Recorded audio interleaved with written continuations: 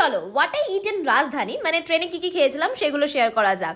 So ফার্স্টে উঠেই 5 star খেয়েছিলাম, তখনও ট্রেন স্টার্টও হয়নি, বাট তার আগে আমার খিদে পেয়ে গেছিলো। দেন কুরকুরি খেয়েছিলাম, এগুলো আমরা নিয়ে গেছিলাম। দেন কমপ্লিমেন্টারি ফুডগুলো এরপরে আসা শুরু হয়।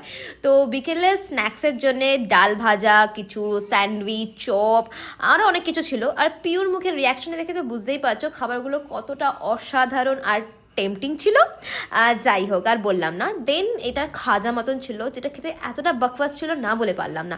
দেন ভাই, আমি বাঙালি, একটু গাঢ় দুধ চা খেতে ভালো লাগে, এইসব দিয়ে আমার মন ভরবে না। বাট রাতের ডিনারটা ভালোই ছিল। চিকেন ছিল, ডাল ছিল, ভাতটাও ভালো ছিল, জিরা রাইস ছিল, দেন কিছু চাটনি ছিল, দেন দই আর আইসক্রিম দুটোই ছিল। আর দুটো খেতেই খুব ভালো ছিল। রাতের ডিনারটা সত্যি ভালোই ছিল। এই করতে করতেই কখন যে সকাল হয়ে গেল আমি বুঝতে পারিনি, কারণ ট্রেনে আমার খুব ভালো ঘুম হয়। দেন সকালবেলা ব্রেকফাস্টে স্যান্ডউইচ ছিল, স্যান্ডউইচ না মানে টোস্ট ছিল, আর ডিমের অমলেট ছিল, যেটাতে নুন দিতে আশা করি ওরা ভুলে গেছে। তো এই ছিল খাবার দাবার।